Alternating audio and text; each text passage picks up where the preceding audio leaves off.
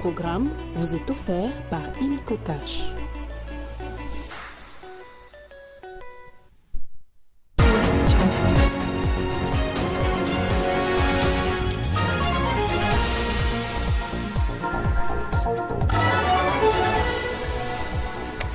À la une de cette édition du journal, le chef de l'État Félix Tshisekedi a pris part ce samedi au 44e sommet des chefs d'État et de gouvernement de la SADC.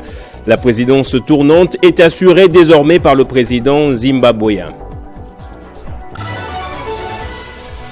Des condamnations se multiplient après le massacre de 9 personnes à Kilwa dans le Haut-Katanga.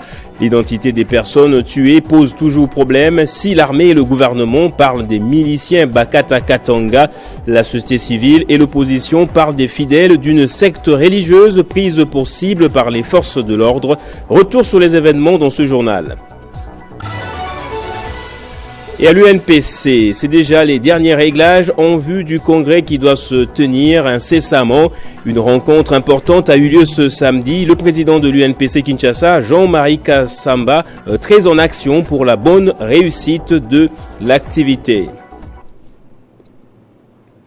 Bonsoir à tous et bienvenue dans ce journal. Le président Félix Tshisekedi a participé ce samedi à Harare aux côtés de ses homologues de la communauté de développement de l'Afrique australe, SADC en sigle, à l'ouverture des travaux du 44e sommet des chefs d'État et de gouvernement de cette organisation. En plus des allocutions des chefs d'État, la cérémonie a été marquée par la passation ou par le passage justement de la présidence tournante de la SADC entre le président Joao Lourenço, président sortant de l'Angola, et l'entrant Emerson Mnangagwa du Zimbabwe.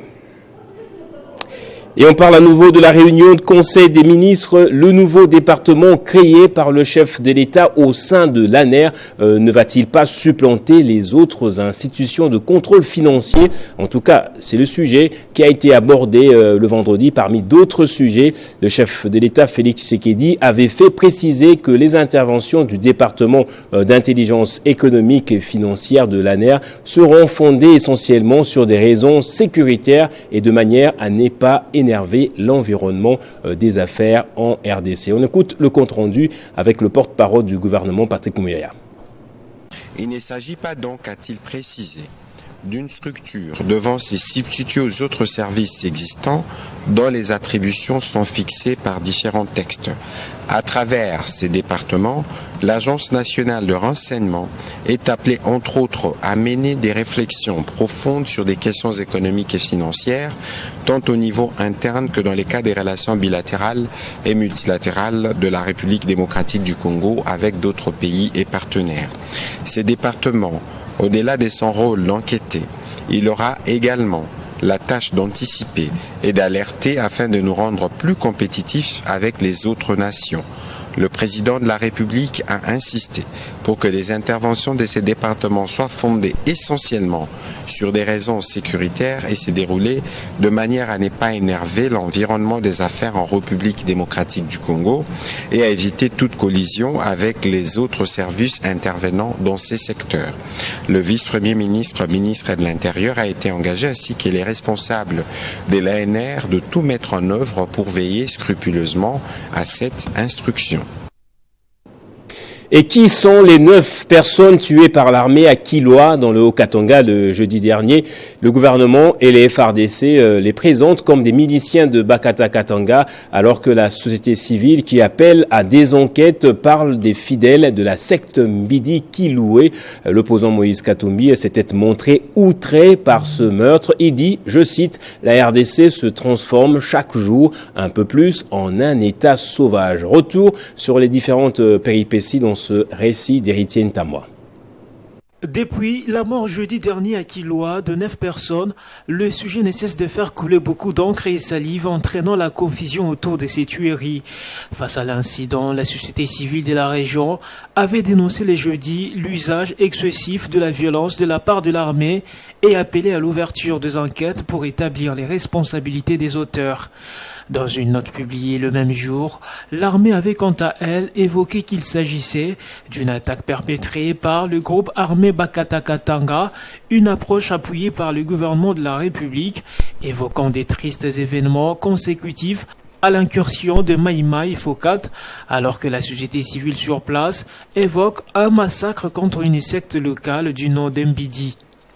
Selon l'armée congolaise, lors de cette attaque, les forces armées de la République démocratique du Congo se sont comportées de manière professionnelle et ont infligé des lourdes pertes aux assaillants. Pour l'opposant Moïse Katumbi, le pays se transforme chaque jour un peu plus en un état sauvage où ni loi, ni règles, ni justice ne prévalent. Les actes criminels semblent aujourd'hui couverts par une impunité incompréhensible et inacceptable. Et dans le Nord Kivu, la 34e région militaire a présenté ce samedi à Goma des faux volontaires Wazalendo. Ces derniers sont accusés d'avoir mené une attaque armée cette semaine à un poste de la police militaire. Ils ont été présentés avec d'autres bandits armés qui ont été à la base des agitations toujours cette semaine dans plusieurs quartiers de la ville de Goma. Pacheko Kavundama. C'est une dizaine de bandits armés que la 34e région militaire a présenté samedi à Goma au maire de la ville. Parmi eux, des faux Wazalendo qui ont créé cette semaine des agitations dans différents quartiers du chef-lieu du Nord Kivu, selon le commissaire supérieur principal Kapend Kamand Faustin. Nous avons 3 catégories de bandits, notamment les bandits à main armée, un groupe de faux Wazalendo qui ont tiré sur les éléments PEM au quartier Keshero. Avec leurs armes récupérées, ils sont là. Nous avons 2 gangs civils, mais bandits à main armée, plusieurs fois arrêtés et pris de justice. Il n'y a qu'un mois qui venait d'être libérés. Et voilà encore, ils n'ont pas cessé avec leur sale besogne. Maintenant, il y a un jeune homme là, un Wazalendo que vous avez vu avec arme à lunettes, un assassin hors pair. Il a commis des forfaits d'assassinat dans 2 quartiers. Kapend Kamand Faustin lance un message à la justice congolaise car parmi ces bandits, plusieurs récidivistes. À cette même occasion, les sociétés civiles du Nord Kivu, Sud Kivu et Maniema ont présenté au maire de la ville de Goma un diplôme de mérite pour son combat mené contre l'insécurité dans la ville volcanique. Et le congrès ordinaire de l'UNPC, je le disais en titre, se tiendra du 17 au 19 septembre. L'annonce a été faite ce samedi au siège de l'association. Ce congrès aboutira à l'élection du nouveau comité national. Jean-Marie Kassamba, président de l'UNPC Kinshasa et candidat au poste de président national, a pris part à cette rencontre. Il s'agit de la représentation de la presse congolaise réunie ce samedi au siège de l'UNPC. Au menu, la convocation officielle du congrès ordinaire de l'UNPC. De vous voir en face de nous, de voir toute la presse congolaise arriver à ce jour, qui est entendu par les journalistes de toutes les 26 provinces. Ce jour, c'est l'aboutissement de tous les efforts des uns des autres afin d'arriver à la tenue du congrès ordinaire, cette fois-ci ordinaire, de l'Union nationale de la presse du Congo. Pour la ville de Kinshasa, Jean-Marie Kassamba, en sa qualité de président, a rehaussé de sa présence à cette rencontre. Il était venu pour éteindre le feu, organiser le texte. Maintenant, on va au Congrès. Merci pour vous. On doit maintenant réformuler, organiser, pour qu'on puisse réparer ce que nous-mêmes on a dit. Oui. La 10e édition de ce congrès est convoquée selon les textes qui régissent l'UNPC. Que les membres du comité directeur ont un mandat de 4 ans, renouvelable une fois, et qu'en vertu de cet article, le mandat des membres du comité directeur élus lors du congrès ordinaire tenu à Mwanda au Congo central du 5 au 7 octobre 2020 arrive à terme le 7 octobre 2024. Conformément à l'article 10 du règlement intérieur de l'Union nationale de la presse du Congo et consécutivement aux recommandations des États généraux de la communication et médias, il est convoqué ces jours le 10e congrès ordinaire de l'Union nationale de la presse du Congo sous l'impulsion du bureau exécutif après avis du comité directeur lors de la réunion stratégique tenue au Centre culturel Boboto du 19 au 21 décembre 2022 à Kinshasa. Programmé du 17 au 19 septembre prochain à Kinshasa, pour y prendre part, les journalistes doivent avoir l'approbation des présidents de l'UNPC représentant leur province. Il revient aux journalistes de s'adresser au président sectionnaire de l'UNPC pour savoir s'ils vont représenter ou pas les autres confrères. Parce que nous sommes tellement nombreux que tout le monde ne peut pas être là. Pour le cas de Kinshasa, cette prérogative revient de droit à M. Kassamba Jean-Marie, qui est le président de l'UNPC Kinshasa. Un congrès qui est possible à ce jour grâce au soutien et à l'appui du gouvernement. La corporation espère que ce congrès apportera des réformes qu'il faut et surtout un comité révolutionnaire.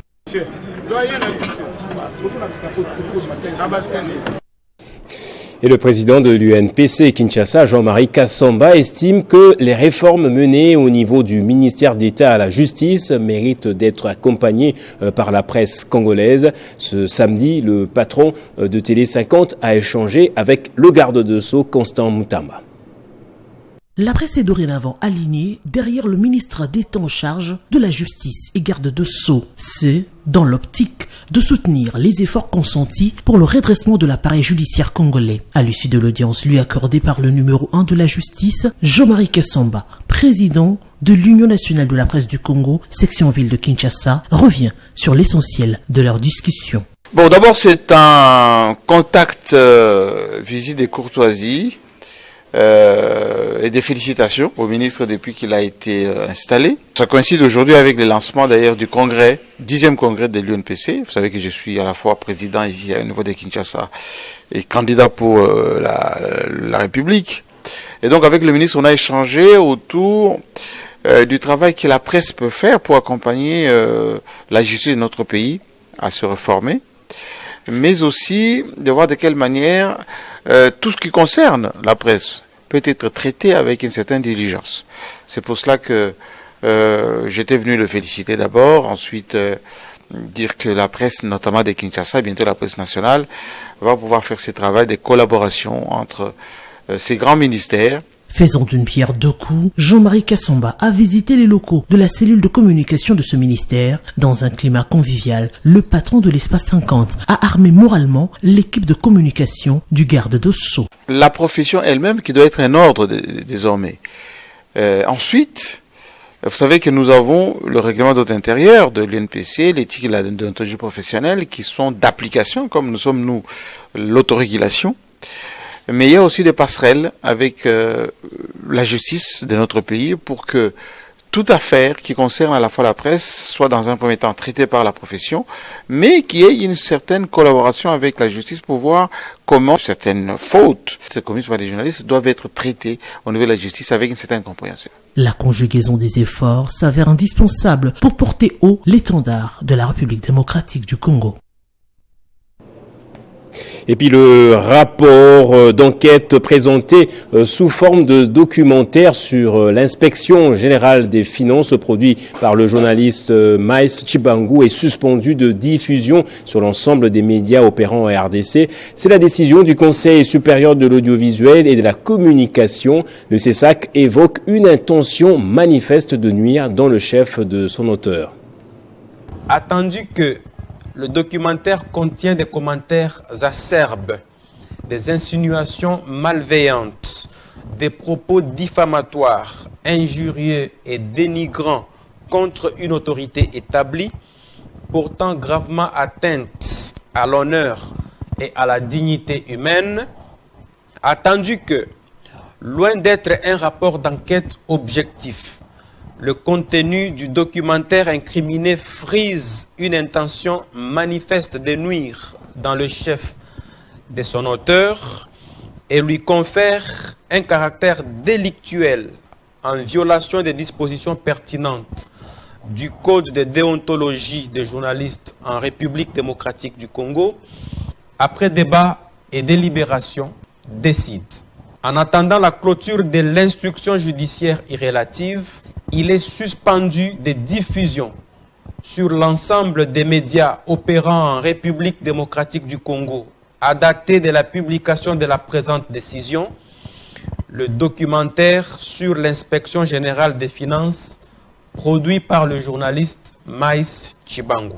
Il est strictement interdit au journaliste Maïs Chibangu de faire des commentaires ou des publicités du dit documentaire dans les médias et autres moyens de communication des masses durant toute la période de suspension de diffusion de ces documentaires. Le procureur général près le Conseil d'État ainsi que les directeurs des programmes des médias sont priés de concourir à la bonne exécution de la présente décision qui entre en vigueur à la date de son adoption.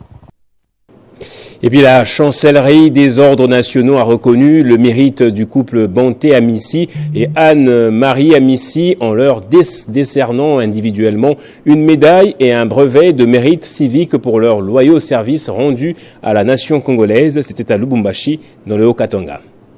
La cérémonie s'est déroulée à Lubumbashi, province du Haut-Katanga, au bâtiment du 30 juin, en présence des chanceliers des ordres nationaux, le général-major Matute Zoloa André, représentant du chef de l'État et du ministre provincial en charge des finances, John Kitonge, du représentant du gouverneur du Haut-Katanga, Jacques Kabula Katoué. Tapis rouge déroulé à l'honneur des élus, Jean Banté Amissi et Anne-Marie Amissi, troupes passées en revue pour honorer leur distinction pour leurs loyaux services rendus à la nation congolaise dans plusieurs secteurs de la vie sociale par ces couples promoteurs, bosseurs et porteurs de bonheur dans plusieurs vies des Haut-Katangais, voire des Congolais en général. Ce samedi 17 août 2024, le président de la République, chef de l'État et grand chancelier des ordres nationaux de la RDC, à travers la chancellerie des ordres nationaux, a reconnu le mérite particulier des Banté Amissi et Anne-Marie Amissi pour les bons et loyaux services rendus à la nation congolaise, pour les actes de courage et de dévouement accomplis dans l'intérêt de notre pays, la RDC, en les décernant 2 médailles en or et brevets des mérites civiques. Désormais, Chombo Amissi Jean Banté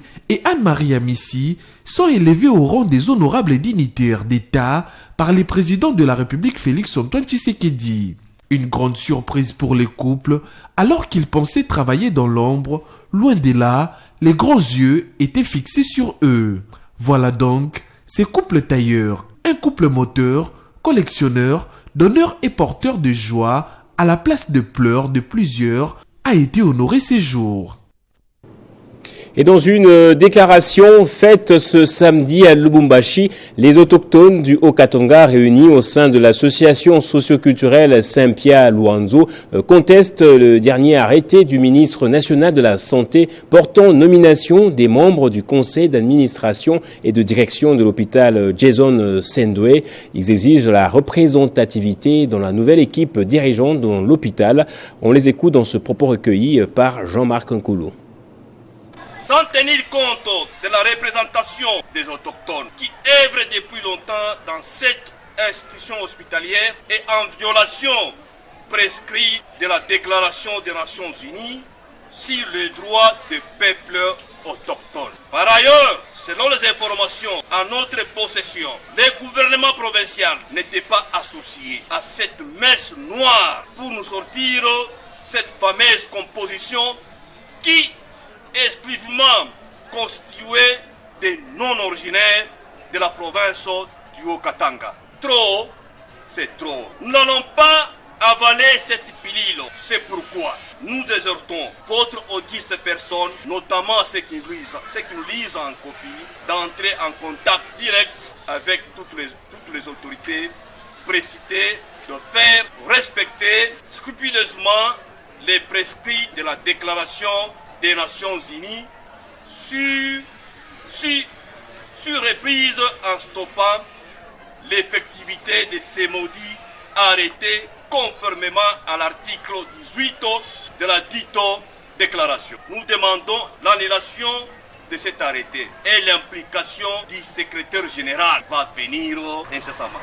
Avant que le pire y arrive. Que vive le peuple autochtone! Que vive le pueblo de Bachalo! Que vive le peuple autochtone! Que vive le pueblo de Bachalo!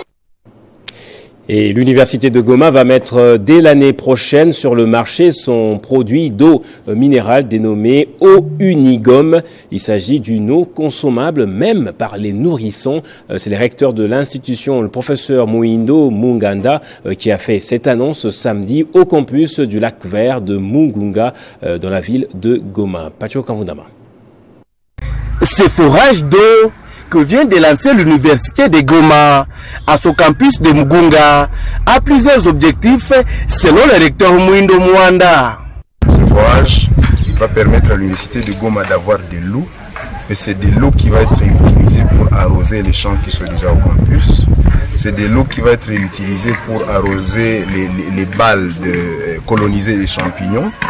Parce qu'on produit déjà la semence des champignons ici. L'université de Goma va se lancer bientôt dans plusieurs activités selon ce recteur. C'est notamment la production d'eau minérale avec la marque propre de l'Unigom.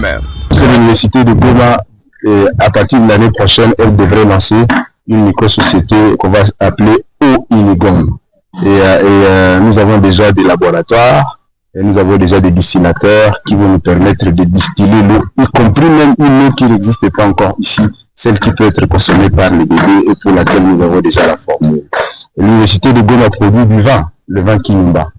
Et l'université de Goma produit de l'eau. C'est autant de choses qu'on produit qui auront besoin de l'eau. Ce forage est exécuté par la société Amen SARL, très expérimentée dans de grands travaux, selon son gérant Nabougore à Concois David. La durée des travaux prendra au moins maximum 4 jours. Notons que le comité de gestion de l'université de Goma, avec à sa tête le professeur Muindo Mwanda, continue avec ses grands projets de transformation de cette alma mater à son campus de Mugunga. Et en littérature, cette fois pour terminer, le docteur Silas Mimile Makangu a officiellement présenté son dernier livre, Leadership au féminin, au fleuve Congo Hotel, un livre qui aborde bien évidemment l'apport de la femme dans le développement d'une nation. Silas Makangu est un homme de l'Église et un auteur de renom qui a beaucoup écrit sur le développement personnel notamment.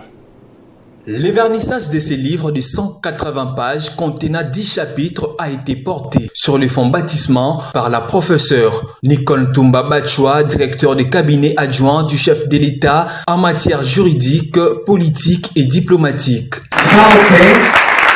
Nous avons tous les rayons de bibliothèques de ce monde, pas seulement en RDC, mais partout dans le monde, parce que tu en vaux la peine. Merci, monsieur le Sénat.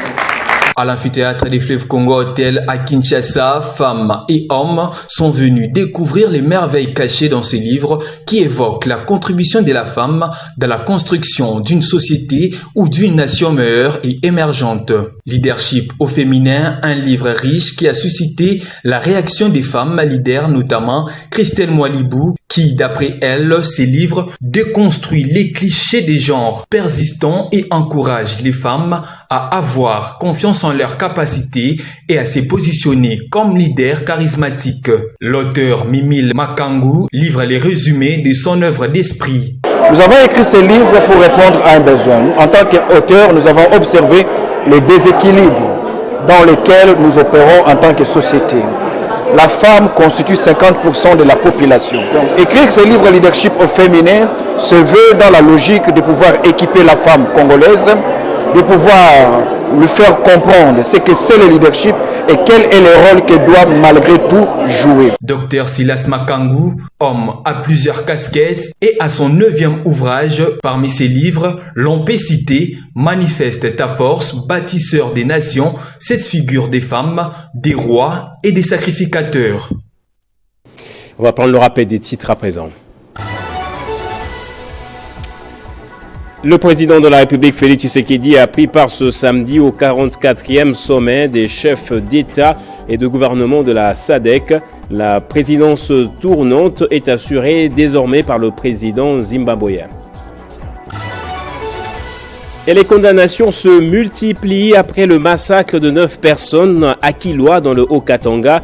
L'identité des personnes tuées pose toujours problème si l'armée et le gouvernement parlent des miliciens Bakata Katanga en invoquant la légitime défense. La société civile et l'opposition parlent plutôt des fidèles d'une secte religieuse prise pour cible par les forces de l'ordre. Et à l'UNPC, c'est déjà les derniers réglages en vue du congrès qui doit se tenir incessamment. Une rencontre importante a eu lieu ce samedi. Le président de l'UNPC Kinshasa, Jean-Marie Kassamba, est très en action pour la bonne réussite de l'activité. Et c'est par ici donc que va se refermer ce journal. Merci à vous tous, mesdames, messieurs, de l'avoir suivi. L'actualité est en continu sur votre chaîne Télé 50.